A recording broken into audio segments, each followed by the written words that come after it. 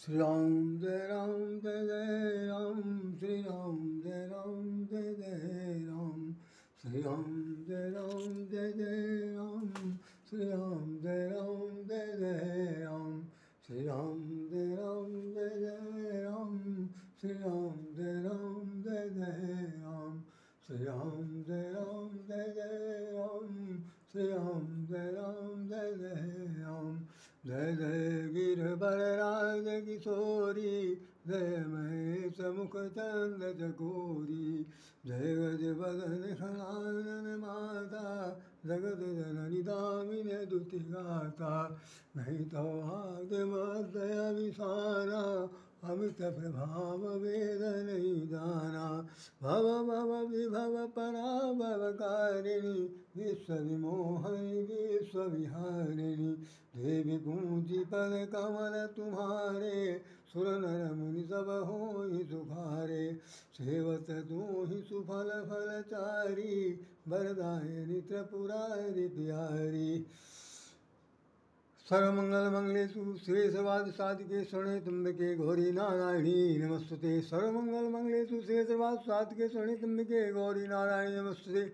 आज वासंती महोत्सव नवरात्रि महोत्सव के संदर्भ में आज अष्टमी है और महागौरी का पूजन स्मरण किया जा रहा।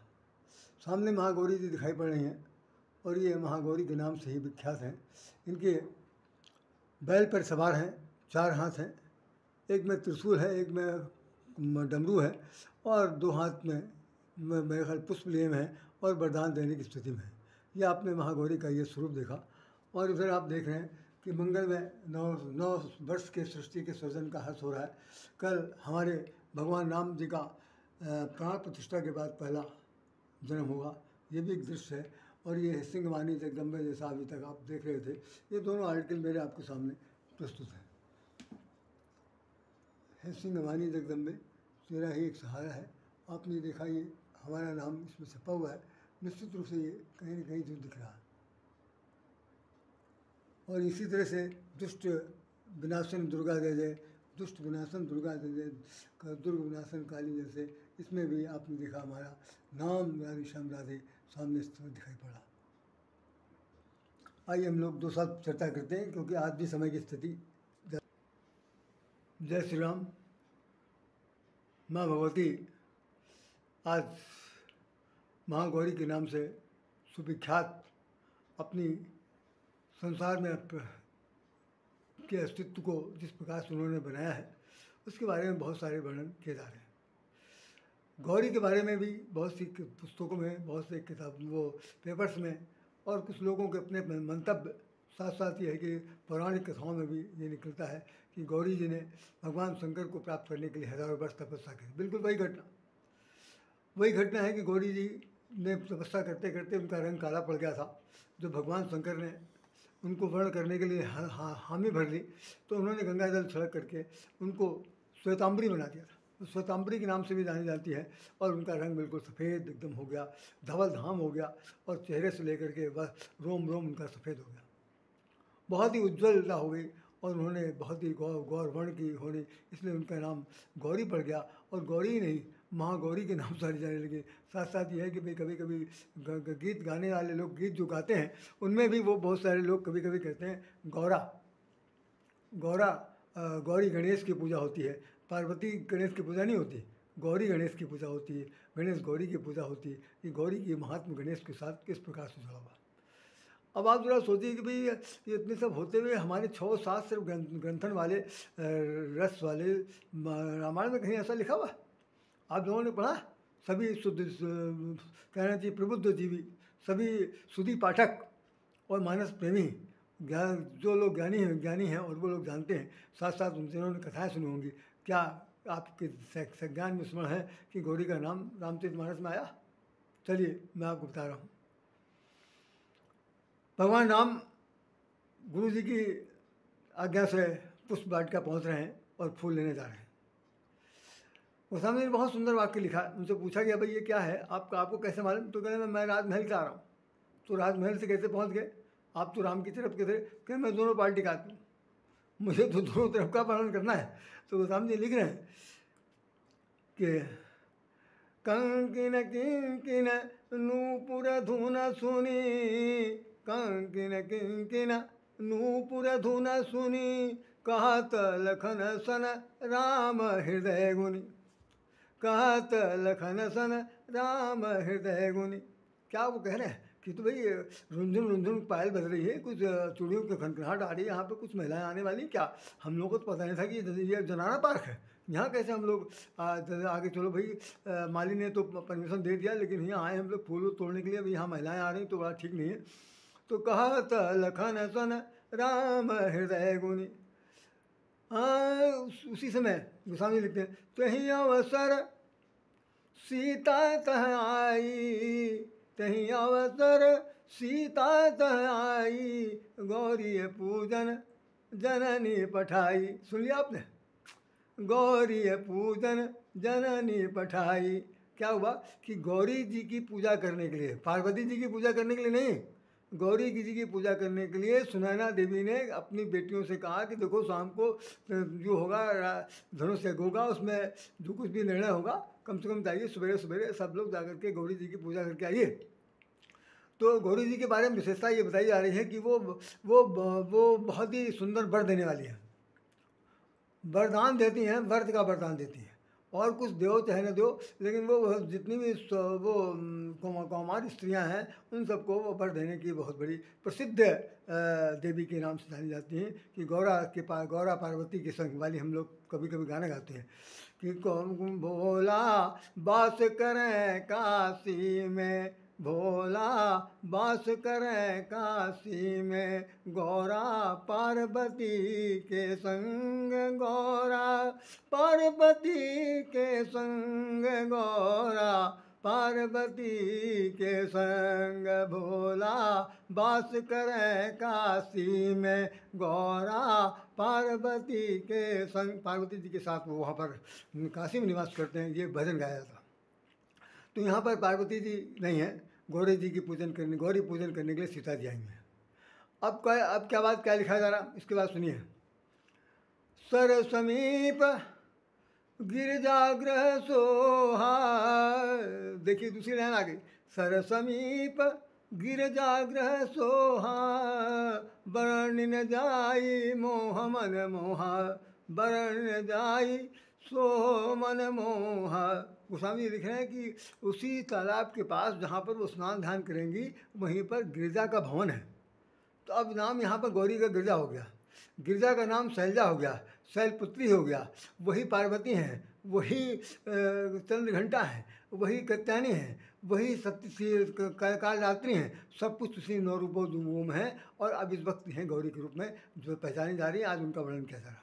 तो गोस्वामी जी ने बहुत सुंदर सा वाक्य लिखा है कि माँ जानकी न, गौरी पूजन के लिए क्यों भेजा गया, तो उदाहरण दिया जा रहा है, माँ जानकी न अधिक अनुरागा, माँ जानकी न अधिक अनुरागा, निजन रूप सुभग बग मांगा, निजन रूप सुभग बर मांगा।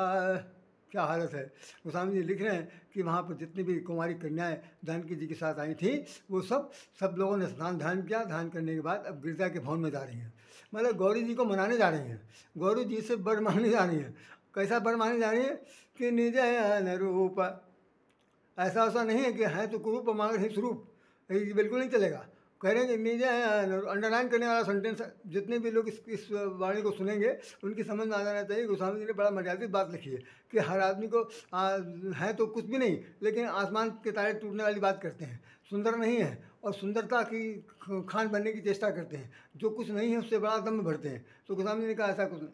हमारी नायिका के साथ जितने भी लोग जुटे हुए उन सब की स्थिति है कि मैं निजयन रूप सुभग बर मांगा, निजयन रूप सुभग बर मांगा, गौरी पूजन जननी पठाई, तही अवसर सीता तहाई, गौरी पूजन जननी पठाई। तो आपने देख लिया हमारे रामचरितमानस में कितना भंडार भरा पड़ा है कि किसी भी देवी देवता के बारे में जो कुछ भी हो, कम से कम कोई अगर पूछना चाहे तो मानस को पढ़ सकता है, गोस्वामी जी के शब्दों से सब कुछ अनुग्रहित कर सकता है कि उन्होंने क्या नहीं लिखा। तो गौरी जी की उपासना जारी है। गौरी जी के पास 4 हाथ हैं, 4 हाथों में एक में कमंडल है, एक में त्रिशूल है, दो में एक में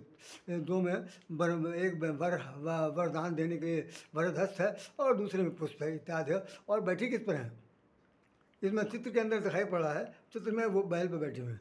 बैल कौन है भाई? बैल जो है एक तो वैसे भी श्वेत है, बिल्कुल सफ़ेद बैल होते हैं। बैल को समझते हैं हम, बहुत ही पुरुषार्थी माना जाता है। बैल को हमारे यहाँ शास्त्रों में बहुत ही पुरुषार्थी माना गया।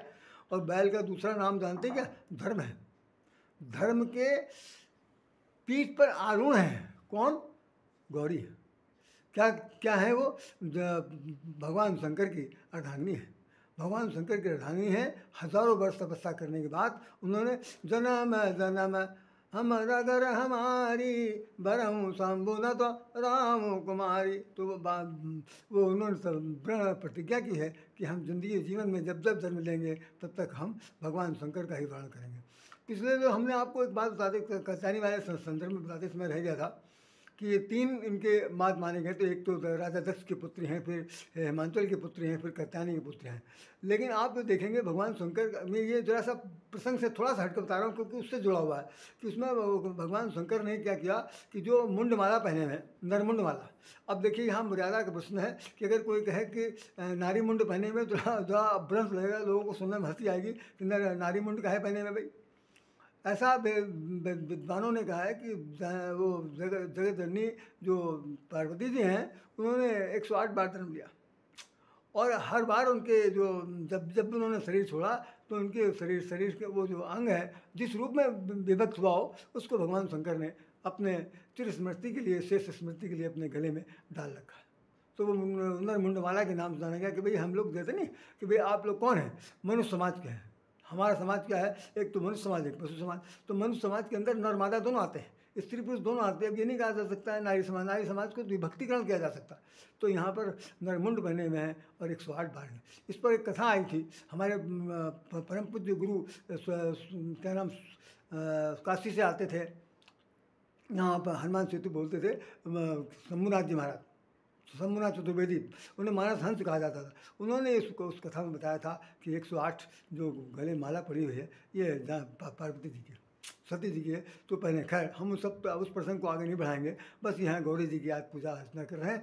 आप सब लोग गौरी जी से मनाइए। जितनी भी अविवाहित कन्याएँ हैं वो गौरी जी से उनकी जो पूजा पाठ है उस करके उनसे अपने मनवांछित वर पाएं। जैसा कि इसमें लिखा हुआ कि निज अनुरूप सुबह मांगा, अपने से बढ़ चढ़ कर मांगना जो है वो मिलेगा नहीं, चाहे कोई नाक रगड़ डाले तो मिलेगा वही जो विधि के लिखा, विधि के लिखा न को मेटन हारा।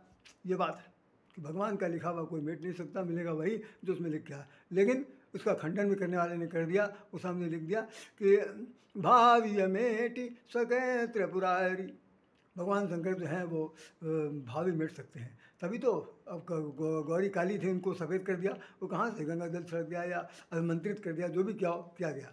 तो गौरी जी की उपासना कीजिए। गौरी जी के प्रति जितना भी राग अनुराग है वो समर्पित कीजिए। आज तमाम सारे लोग घरों में अष्टमी की पूजा हुई है। तमाम कन्याओं को उनका श्रृंगार किया गया, उनको भोजन कराया गया, इत्यादि सब बातें हुई हैं। तो मेरे ख्याल से यही इतना ही ज़्यादा कहना मेरा ज़्यादा उचित रहेगा कि ये गौरी जी जो हैं वही पार्वती हैं। गौरी जी ही शैलजा हैं, गौरी जी शैलपुत्री हैं, गौरी हिमांचल की कन्या हैं और गौरी जी सब प्रकार से वो इस पार्वती के रूप में ही ये जीवन का जो वो अपना समर्पण करती हैं अपने पति परमेश्वर परम पिता परमात्मा के रूप में जाने जाने वाले भगवान शंकर को। उनसे वो हर बार ही पूछती हैं कि मुझे राम कथा सुनाइए। भगवान शंकर उनको राम कथा सुनाते हैं और यही है कि धन्य धन्य गिरिराज कुमारी तुम समान नहीं को हितकारी। धन्यता का जो उपाधि मिली है वो पार्वती जी को भगवान शंकर ने दिया। धन्य धन्य, हम सब लोग को धनवन कहता है कभी नहीं, लेकिन उनको धन्य धन्य गिरिराज कुमारी तुम समान नहीं को उपकारी। हम सब लोग भी धन्यता के पक्षधर तो बने न बने, लेकिन कम से कम राम कथा जरूर सुनते रहें, उसमें बहुत कुछ मिलेगा। और रामचरितमानस तो भैया भंडार है, पढ़ने वाले ही इसको समझ सकते हैं, न पढ़ने वालों के लिए तो किताब है। तो आपने देख लिया कि वो गौरी पूजन दंडी उठाई, माता सुनैना ने सीता जी को भेजा और वो गौरी के पूजन में गई और वहाँ पूजा पाठ करके आती हैं। वहाँ से वरदान, तो वरदान में उनको क्या मिला? मोर मनोरथ जानहुनी के बसऊँ सदा उरपुर सबही के। पार्वती जी से उन्होंने कहा कि मेरा मनोरथ आप जानती हैं, मैं ज़्यादा कुछ कहूँगी नहीं।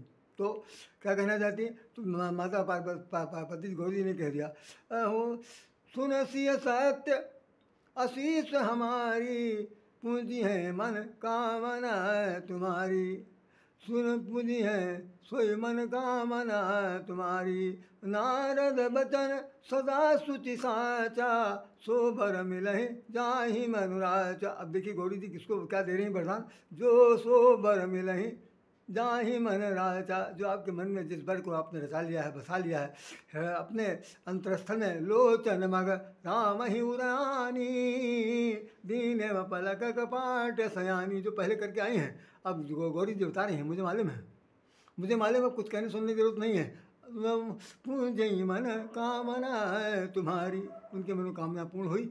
और इस प्रकार से ये कार्यक्रम का मैं समझता हूँ विराम दिया जाना चाहिए। आप सब लोग भजिए, मैं ये अवसर फिर दोबारा आएगा। अब शारदीय नवरात्रि आएगी, उसमें हम लोग आपस में मिलेंगे, कुछ और चर्चा करने के लिए साथ साथ करेंगे। और कल नवमी है, नवमी के साथ साथ 2 नवमी का कार्यक्रम है। एक तो कल राम जन्म होगा, प्राण प्रतिष्ठा के बाद भगवान राम का पहला जन्म होने रहा। ये भी एक बहुत बड़ा विश्व स्तरीय है, जिसको कि बताते हैं 20 घंटे तक दर्शन कराया जाएगा और पूरा विश्व देखेगा। दूसरा कि कल नवमी है, माँ पार्वती को के कार्यक्रमों को विदाई दी जाएगी, हवन इत्यादि होगा। इस तरह से दोनों कार्यक्रम एक साथ होंगे। संभवतः मैं कोई एक ही पूरा कर पाऊँगा। हम तब तक के लिए अपनी तरफ से हृदय से नमन करते हैं। मेरी तरफ से कोई त्रुटि हुई हो तो सभी बंधुओं क्षमा करिएगा। राधे श्याम, राधे आपको हृदय से नमन करता है। जय श्री राम, जय श्री राम, जय राधे श्याम।